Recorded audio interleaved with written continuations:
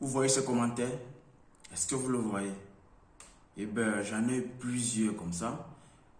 Plusieurs réactions par rapport à la sortie du professeur Maurice Kamto qui annonçait ses condoléances au défunt président Georges Anissé Ikane.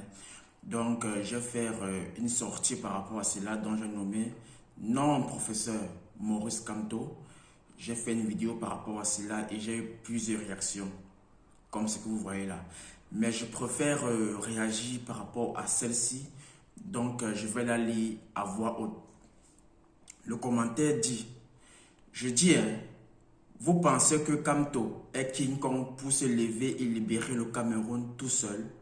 Si on l'arrête demain, le peuple fera-t-il quelque chose? On ne meurt pas pour les Camerounais de cette génération. Ça, c'est le commentaire qui m'intéresse plus que tous les autres.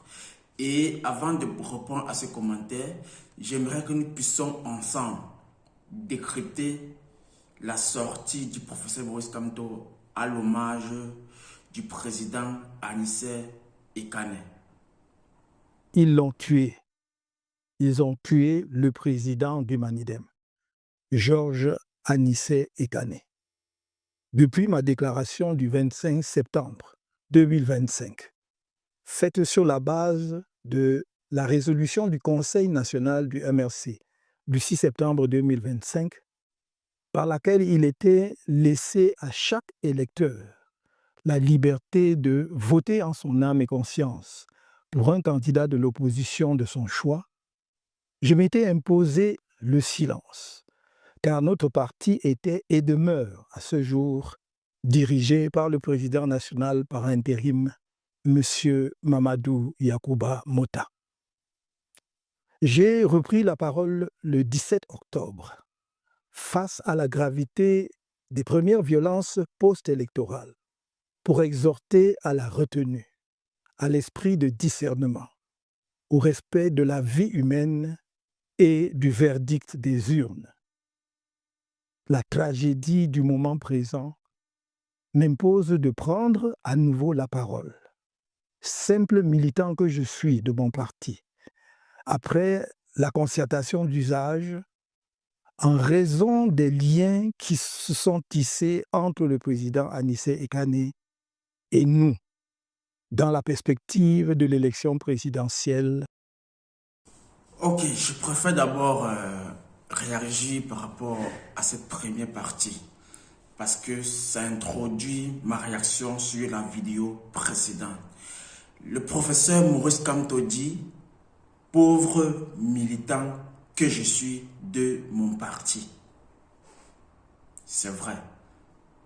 Pauvre militant que je suis de mon parti. C'est vrai. Mais c'est faux. C'est vrai parce que à la base, lorsqu'il créait son parti, il était qu'un simple et pauvre militant. Mais ça fait plusieurs années qu'il veut être président de la République du Cameroun. Et il y a eu une multitude d'échecs qui se sont enchaînés à cause du régime qui est au pouvoir. 2018 était son année à lui, tout le monde l'a vu, mais on confirme qu'on a lui arraché cette victoire. Il s'est préparé encore 7 ans de plus. Donc 2025, il était prêt à y faire face une seconde fois avec de nouvelles stratégies. Nous avons tous vu ses sorties pendant que la période des élections, des diverses sorties dont il faisait. Il a fait en Europe, il est également venu faire l'autre au Cameroun. On a vu ce qui s'est passé en Europe, les sorties qu'il faisait là-bas, comment il a rassemblé toute une foule de Camerounais de la diaspora. Oui. On a vu tous ensemble comment il a lancé une campagne de collecte d'argent pour sa campagne politique. Comme beaucoup de personnes ont réagi par rapport à cela. Beaucoup de personnes ont mis de l'argent par rapport à cela. Parce qu'on voulait qu'il soit le président de la République du Cameroun. Et tous on l'a vu. Beaucoup de personnes ont dit, surtout ceux de l'opposition, on dit que bon, il a fait cela en Europe, qu'il vient faire cela au Cameroun. On verra s'il réussira à mobiliser autant de foule. Il a annoncé sa venue au Cameroun. Comment ça allait se passer du début à la fin. Le jour qu'il arrive à l'aéroport, qu'est-ce qui s'est passé? Il y a eu une foule. Le parti qui est au pouvoir a sorti les hommes de l'armée pour faire comme ils font d'habitude. On a vu comment rien qu'à Douala, même sans sa présence, il y a eu une foule de personnes.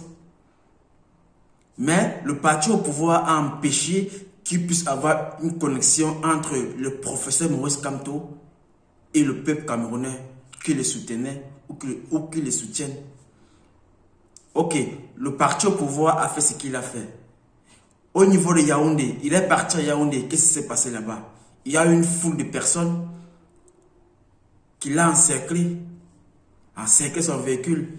Il a tenu un discours là-bas qui moi-même, cela m'a émotionné. Cela m'a fait vibrer de l'intérieur. J'ai vu, non, ça c'est un grand monsieur pour le Cameroun.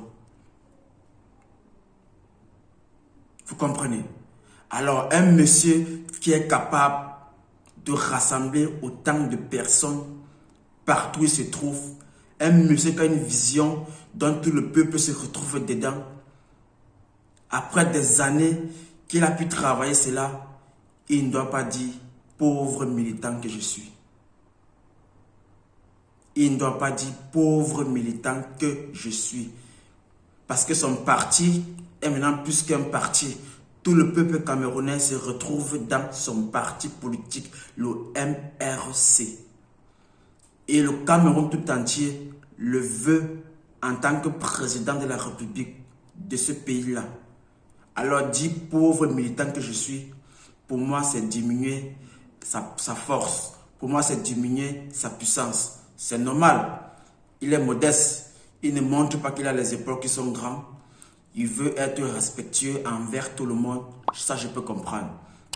Mais quand on a affaire à un opposant comme celui qui est au pouvoir depuis 82, même dans la modestie, il faut être orgueilleux.